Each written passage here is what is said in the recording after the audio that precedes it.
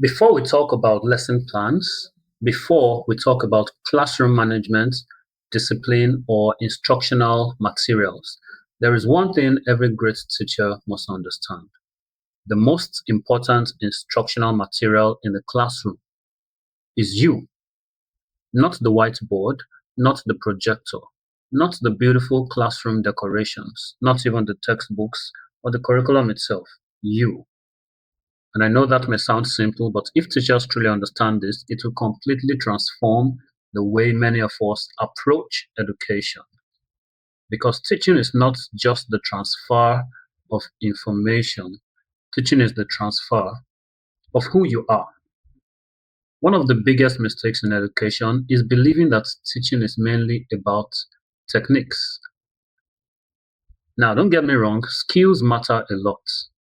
Good skills are very important for a teacher. Classroom management matters. Assessment, very important. But none of these things operate independently from the person using them. Two teachers can use the exact same lesson plan, the exact same strategy, the exact classroom setup, and still produce completely different outcomes, as important as all those things are. Why? Because students are not only responding to methods, they're responding to people. Children can feel energy, they can sense authenticity, they notice your attitude, they observe character. Sometimes we underestimate how observant children really are. They notice how you speak to people, they notice how patient you are, they notice whether you genuinely care, they notice whether you respect them. And many times, long before a child connects with your subject, they first connect with you. Children learn from people they admire. Most people can remember at least one teacher who deeply impacted them. And usually, when people describe that teacher, they don't begin with, oh, they were very good at lesson planning. No, they say things like, he believed in me. She was very kind. He made me feel noticed. He inspired me. She was patient with me. Or she carried herself with confidence. Or she made learning enjoyable. These are the kind of things we hear, and that tells us something important.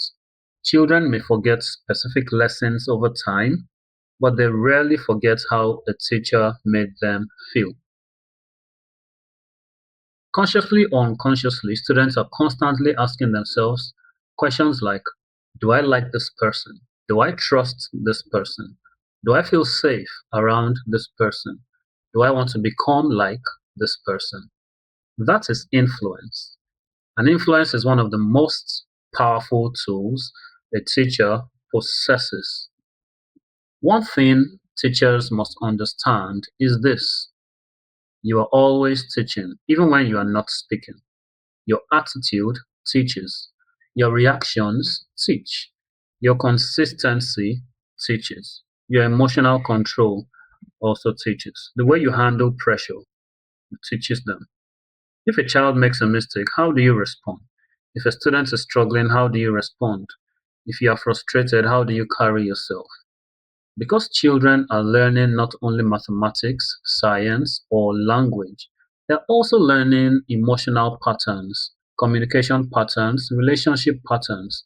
Sometimes the greatest lesson a child learns in school is not even academic at all. Sometimes it is confidence, sometimes it is discipline, sometimes it is resilience, and sometimes it is kindness because they see these qualities in a teacher they like and they imitate that teacher. And many of those things are caught more than they are taught. That is why the personal development of a teacher matters so much. Every teacher should regularly reflect on themselves, not from a place of condemnation, but from a place of growth. Ask yourself, how do I communicate? What atmosphere do I create around me? What version of myself do my students experience daily? Do I lead with fear or with wisdom? Do I inspire them? Do students feel encouraged after interacting with me? And it's important to also ask, how can I improve on these things? Because sometimes we focus so much on fixing students that we forget to examine ourselves. But healthy classrooms are often built by healthy teachers. That is why emotional maturity matters in education. This is why self-awareness matters. Character is very important. A teacher who is constantly angry, emotionally unstable, bitter, or careless will eventually transfer those things into the classroom environment. In the same way, a teacher who is grounded, intentional, disciplined, and compassionate also transfers those qualities into the environment. Who you are eventually leaks into what you do. This is so important.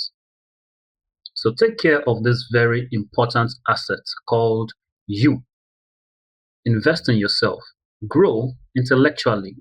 Grow emotionally, spiritually, relationally. Rest when necessary. Learn when necessary. Take good care of yourself. Because teachers that are going through burnout cannot consistently create healthy learning environments. And this is important. Taking care of yourself is not selfish. A lot of teachers pour endlessly into others while completely neglecting themselves. But you cannot continuously pour from an empty cup. Your students deserve the healthiest, strongest, wisest version of you possible. Not a perfect version, but a growing version. And growth is intentional. Now, this does not mean trying to imitate another teacher's personality. Some teachers are naturally energetic, others are calm and quiet. Some are highly expressive, others are deeply reflective. You do not need to become another person to be effective. You simply need to maximize who you already are. Understand your strengths, understand your weaknesses, understand your communication style, understand how you influence people. Because authenticity is powerful. Learn from others where you can, but be authentic. Students can usually tell when someone is pretending. So the goal is not performance, the goal is growth, getting better at presenting yourself. At the end of the day, education is deeply human. Yes, other things matter. Systems matter, resources matter, curriculum matters. All those things are important and we cannot downplay any of them. But never forget this. Before students experience your knowledge, they experience you. Before they remember your lessons, they remember your presence. So it's you before the knowledge, really. Before they remember your lessons, they remember your presence. And before meaningful teaching can happen externally, something meaningful must happen first, internally. So if you are a teacher watching this, remember, before the lesson begins, before the classroom fills up, before the curriculum is opened, it starts with you. And when the teacher grows, the classroom changes with them. If you found this helpful in any way, please do like and subscribe and share this with a teacher you know. See you next time. Thank you for watching.